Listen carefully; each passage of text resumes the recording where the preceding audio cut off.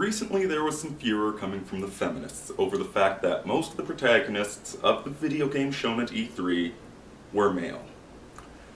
Now this is not going to be a video addressing them. Quite frankly, feminist women are just women that want to complain about something. They go searching high and low for anything that they can take issue with, and they complain about it. And they scream, and they try and fill up that void in their soul, and they get free money from the government for it. They're insane. I'm not going to be addressing feminists. However, this topic of the male protagonist is not something that I've seen properly addressed. Notably, Maddox put out a video about this, saying that essentially, if you women want more female protagonists, start building games instead of complaining about it. Which is basic common sense, but again misses the root of the issue. And that root is the predominance of male protagonists, not just in video games, but in cinema, in novels, in legends as well. Heck, right now, I'm in the early development stages of a video game with a female developer, an old school geek girl, and she wants the game to have a male protagonist. It's a widely recognized phenomenon, but very poorly misunderstood because we're so incredibly miseducated about reality nowadays. Both men and women tend to prefer male protagonists, and they tend to be harsher and more judgmental of female protagonists. So why is this? Well, let's look at the two basic tropes for most narratives. For most simple stories with a clear protagonist and a clear antagonist. Rescue the Princess. Now, Rescue the Princess, technically speaking, is a relatively new phenomenon. With Beowulf and with Gilgamesh, it used to be Rescue the Civilization, but let's just stick with it for brevity's sake. Rescue the Princess is a story that goes right to the root of who we are as human beings. That the guy wants to go out there and impress the girl and make sure she's safe and fight off anybody that's trying to hurt her. And women love the kind of guy that'll sweep them off their feet, who will take them on adventures, who will show them new and interesting things. It's just so innate. You constantly see this with the male protagonist. And what happens? What happens when you flip the sexes? What do you get then? Now, the same time that all of these feminists were getting angry about E3, there was a guy who'd put out a video game. It was an old 8-bit. It was either Legend of Zelda or Donkey Kong, if I recall correctly, and he was putting it together for his young daughter. Now, this guy wasn't any sort of ideologue. He was just a loving father, and he wanted to give his daughter a game where she could identify with the protagonist more easily than she could with Mario. The funny thing, however, is that when he flipped the sexes on this, it wasn't a prince she was rescuing, it was her younger brother. Women don't want the sort of prince that needs to be rescued by them. And this guy who, just trying to help out his daughter, on a gut level, he could just feel that having her rescue the prince would not engage her. It didn't engage him, it wouldn't engage his young daughter. There is something primal in us that guys want to rescue the princess, but the young girl wanted to rescue her younger brother. Now, what about situations where there is nobody to rescue the princess? What about situations where the princess has to rescue herself? Well, quite frankly, those are extremely bleak scenarios. When the hero has to go rescue the princess, it's fun and it's heroic and it's escapism. When a princess needs to rescue herself, it's dark, it's grim, it's gritty. All of us, seeing that happen, feel very protective and defensive of the woman. We want to high-five the guy that rescues the princess. We want to help defend the princess that rescues herself. Another major theme that you'll see throughout all these basic narratives is the suffering and sacrifice, and sometimes even the death of the protagonist. That this hero, this guy, goes out there and suffers incredibly for his cause, for his society, for what he believes in. And now when we see a guy suffering that much for something he believes in, we're impressed. We admire him. We want to be like him. What about the reverse? What about movies where a woman's suffering? We see a war movie, and all of us guys think, can I be that tough? The girls are all crying and they want to go hug a guy after seeing that movie. What happens when we see a movie where a woman is suffering incredible amounts? Well, look at the movie Submission by Theo Van Gogh. Martyr for Western civilization, if there ever was one. This movie, all about the treatment of women in Islamic countries, infuriates us. It fills us with a righteous anger that anyone's treating women like this. So when a guy in a movie suffers torture and survives, and we admire James Bond for doing that. He's amazing. We all want to be that guy. Women all want to be with him. When we see this happening to a woman, where she's enduring incredible suffering for the sake of what's right or for the sake of somebody else, we are infuriated. There is something deep in our biology that sends men out to achieve and to build and accomplish, and drives us to be sympathetic to the woman. Men are the respected sex, women are the sex that we empathize with. So now let's take this and let's put these wheels on the road. Let's take a couple of fairly well-known movies with fairly simple but very well-done plots and see what happens when we swap the sexes. The first example, Boondock Saints. This is a great movie with two male protagonists. So, right off the bat, Boondock Saints, by the way, is a fun little escapist, vigilante-style movie. So these two guys wind up taking on the mob and just killing every single bad person that there is in society. The way they get involved in this in the first place is that they're at the bar, and one of the mafiosos comes to the old bartender, this old crippled man, and starts threatening him if he doesn't pay up.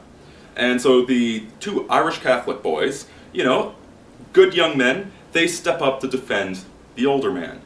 Again, this is something hardwired into our biology, that young men defend the old. What happens if you swap the sexes all of a sudden? All of a sudden you have a couple of young ladies defending an old man? That doesn't sit right with us. It doesn't quite process, because we all know instinctively that an old man, no matter how crippled he is supposed to protect young ladies from monsters. Let alone the whole girl power nonsense of seeing a svelte 21-year-old girl take on a hardened mafioso. We also know that doesn't happen. And it takes massive amounts of propaganda from cartoons to make us even start to believe in that. So right off the bat, you have a very dark setting for this movie. A movie where old men are too cowardly to protect young women, and mafiosos just freely prey upon them without caring, without any sense of guilt. When a mafioso beats up a man, or tries to beat him up, that's bad, but it's an adventure story. When a mafioso tries to beat up a woman and doesn't care about it, that's a horrid reality. And so then we see these two guys, these two young men, go out and decide not just to kill the two mafiosos that were going to beat up their favorite bar owner, but they take on the whole mob. They get their guns and they start taking everybody down. And they recruit their friend, who eventually dies before the end of the movie. Now the friend they recruit is a bit of an idiot. He's a bit comic relief. What happens if we keep this friend but have the two women? First of all, we can't make this friend a woman, because seeing a woman get shot, have her head blown open, that's not a little bit sad that establishes how dangerous the bad guys are. That's, oh my god, that's horrifying. The recent realistic superhero movie had that happen, where the manic girl got her head blown off at the end of the movie, and it emphasized that this is not a game, this is not silly, this is not fun, this is violent, brutal reality. In Boondock Saints, when their buddy got his head blown off, it made the bad guys a little bit scarier, but it wasn't horrible, it wasn't tragic or sickening, and the guy was a bit of a douche that deserved it. So now, we teamed this douchey guy up with the two girl power girls. what do we have now?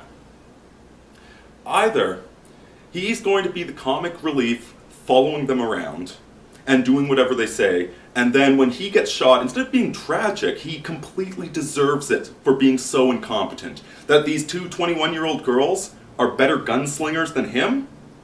We have no respect for him. We have no empathy for him. The fact that he's following them around and taking their orders because he's that incompetent, that's why he got shot. He deserved it. Completely different feeling than in Boondock Saints, where the two saints got this dumb guy in over his head. And you feel bad for the guy. They shouldn't have let him accompany them, but he insisted. You like the guy even though he's a douche. Whereas with the women, you just feel contempt for him. Not to mention the other way you can interpret this character is that he becomes the valiant defender of these women. So instead of being a douche comic relief character, he now has become a noble knight character that dies defending them. Not the same story, not the same lighthearted romp, and overall, the story just winds up being darker. You have this society where two young women have to take out all these evil mafiosos. The police don't care about young women getting assaulted by them. Nobody cares. The very last scene in the movie, which is a reporter doing the man on the street thing, everybody's debating over vigilantism. That doesn't work when you have two young women. Because every single guy that said he supported them, pussy. Can't defend yourself? You need a couple of girls to risk their life to defend you? Screw off. Hand back your man card. You're not part of civilization anymore. You swap the sexes in Boondock Saints, and what was a fun little action movie becomes extremely dark. It becomes more like Sin City, which is a fine movie, but it's not the same thing as Boondock Saints. So that's a masculine protagonist. And it's not impossible to have a female protagonist that is loved and amazing. And the best example I have ever seen of the female protagonist is Aliens, with Ripley in it. So Aliens, first of all, it's set in a very dark reflection of our modern corporate era, where the corporation completely dominates. There's absolutely no spirit of civilization left. There's no nation state. There's just the corporation. So Ripley is established as a very devoted mother who is forced into working this soulless corporate job to support her family. And that's how the whole first movie happens. She has to be a roughneck on a freighter rather than being with her children the way she wants to be. Except the movie starts out and we find out that she's been in her little escape pod for so long that her daughter actually grew old and died. And Ripley is broken by the fact that she completely missed her daughter's life. And so then Ripley is hired to be a consultant for this batch of space marines that are going back to the planet that she found the alien ship on. And here again, we see that we have rough men defending her. And one lesbian. But that's the thing, is she is not going there to be an action hero. She's not an action hero at the beginning of the movie. She's going there to be defended by them. And she doesn't get directly involved in anything until she finds Newt. Until she finds the little girl, the last remaining colonist that's been hiding from the aliens all this time, and becomes a surrogate mother to her. And finally, at the very end, when all the men have been killed, see, once again, if the princess has to rescue herself, it's a really screwed up situation. Things have gone completely pear-shaped. All of the soldiers are dead except for one of the pilots, and she has to rescue her surrogate daughter. She is a mother. It is a completely female role. And what more, who is she fighting against at the end of the movie but the alien Queen Mother? It's a story of two mothers fighting to protect their brood in a world that has been so devastated there aren't any men left. This is why it's a great horror story, because the killing of the Space Marines, and on the Queen's side, the defeating of all of her drones, establishes just how bad and costly this war is. If women need to start picking up rifles to defend the nation state, you know the war is going terribly. So let's bring this back around to video games finally. Video games are primarily wish fulfillment. They're an interactive experience. Some of them can be incredibly deep, but generally they're wish fulfillment. We want to see movies about a guy that we want to be like as men, and that women want to be with. And in video games, we want to play that guy. Now in some games, like the RPGs, you can choose a male or a female protagonist, and you have to pretend you're living in some alternate reality where men will just go up and attack a woman and feel okay about that. As opposed to Brienne of Tarth in Game of Thrones, she might be a really tough warrior, but no man is going to feel proud for beating her. So none of them want to fight her. It's a lose-lose scenario. In these video games, you have male raiders, you have female raiders, and you're just killing them left, right, and center. When in a proper narrative, the killing of female characters should be far darker and more brutal than the killing of male characters. And that's why, in the end, so many of these characters are male. Because there can be great female protagonists, but they are extremely rare. Either they're in an extremely desperate scenario where there aren't any men left to help them, which is hard to establish, or it's a very dark horror game. It's a movie like Submission. It's not a positive experience, much like everything Margaret Atwood has written, for instance. And it really begs the question, again, going back to Margaret Atwood, the fact that her universes, her novels, are so misogynistic that they'd be hard to believe in if you didn't know anything about the Middle East.